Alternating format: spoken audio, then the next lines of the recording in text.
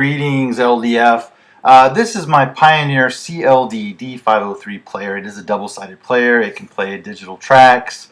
Unlike its big brother, the 504, it cannot do AC3. I picked this up off of Craigslist several months ago for $40, I believe it was, and a handful of discs. They were just common discs, but the player's in pristine condition, and I've actually been using this one at work.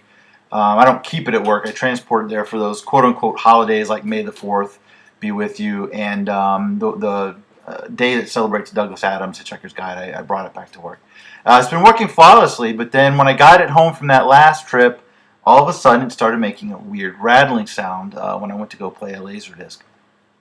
So let's fire this guy up so you can hear what's going on, and we'll troubleshoot and attempt to repair.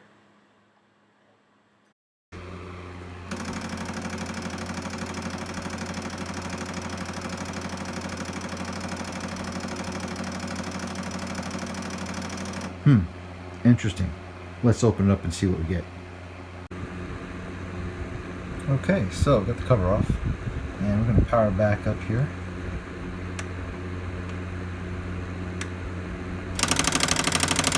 And there's our problem.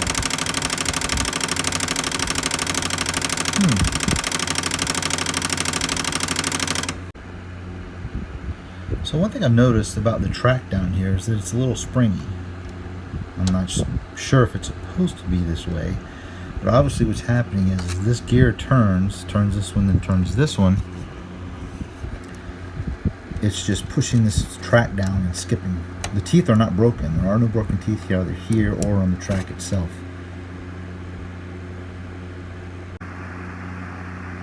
Okay, so what I've been able to do so far is I've a little bit of force, moved the laser back. And nothing broke. Probably not the best idea, but what I'm kind of thinking right now is these rails, or this rail here, is pretty dry. Maybe the mechanism got stuck there. I'm not really sure, but let's try and power it back on and just see if it moves freely now.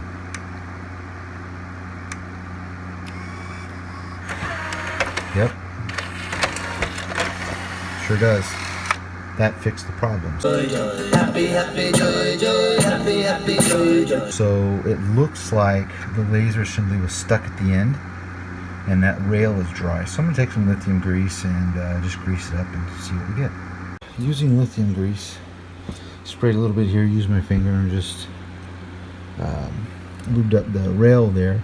And so far, it seems to be working just fine.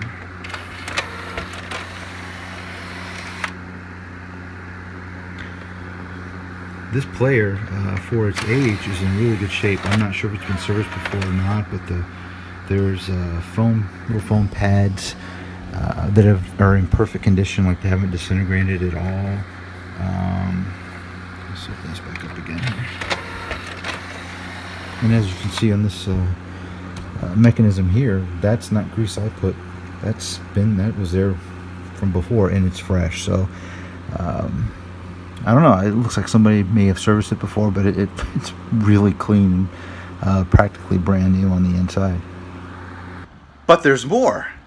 Everything seemed to be fine. What I did not get on video was as I was placing the upper harness assembly back onto the player, I dropped the screw behind the front display panel. Couldn't reach it, so I had to shake it out a little bit, and when that happened, this fell out.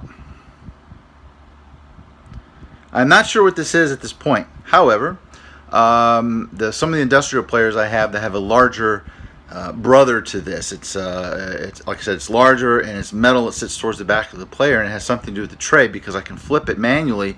The tray will open or close. So working off that premise, I played around with this player. I'm like, well, the tray opens up, so that's not the problem. But the CD tray does not open. I've never used it before because I don't use any of my players to play CDs, so I really didn't bother to test that when I got this machine. But I have a feeling this has something to do with that, and it's just been broken off at some point in the past, and this piece was always in there. So let's see if I can fix it. So just to confirm, the player's on. Press the eject button, of course the whole mechanism comes out, but the direct CD button, when that comes on, you can hear something whir in there. Press this button, but again the whole tray opens rather than just the CD part itself.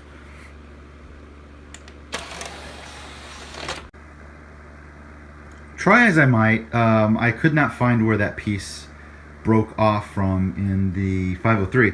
So I opened up this S250, which I got from a Goodwill a year or so ago for $10. It's in immaculate condition, works like a charm. Of course, it's a single-side player, but it also has a direct-to-CD feature. So if I press the tray button, the entire tray opens up. Direct-to-CD, once it stops flashing.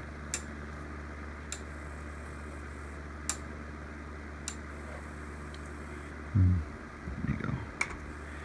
Now only the tray opens up. So that's how it's supposed to work. So let's see if I can find something similar in here. And there you have it. You can see the two pieces there. The one on the bottom is from the 250, of course. So that gives me a really good clue where it goes. Okay, so based on my observations in the S250, I figured out where this little beastie goes in the 503, and it is rough. Excuse the camera work here, it's a little difficult to get into. But this is where it goes, right here. It's not centered obviously correctly, but that's where it goes. So I'm going to try to super glue it back on there, and we'll see what we get. Alright, so the piece is super glued on there, and I'm going to let that set for a little bit, but I'm not 100% confident that's going to hold. I don't know what kind of force is exerted on this piece when the tray is opening. So what I've decided to do is, once that's good and dry, I'm going to also apply a thin strip of gaffer's tape to the top of this, just to add a little bit more support to it. We use gaffer's tape quite a bit in the sport of fencing. It's a strong tape, so we'll see how that works. Okay, moment of truth. Got everything installed there. We'll put on the direct CD,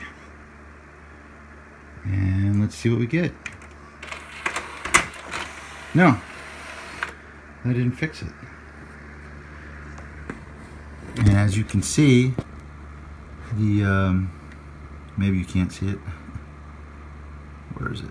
The glue didn't hold, so it the gaffer tape did, but it bent that piece up. So that's definitely what the problem is. Back to the drawing board. Let's see. Bam!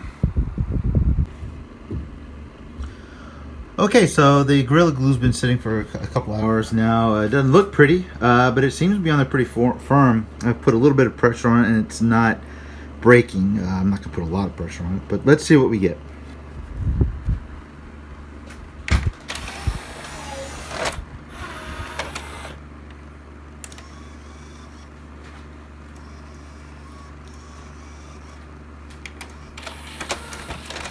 No, it still didn't work.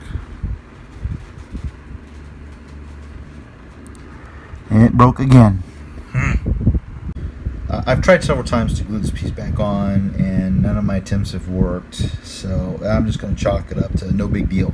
I don't use this to play CD players, or to play CDs anyway. It's not a critical feature that I need, and really what it looks like is this whole piece right here just screws onto the top. It's got this little spring here, so you know, if I come across a non-functioning 503 or something like that, and I can just take the part out and replace it, I'll do that eventually. But the player is back to playing condition, so that's good.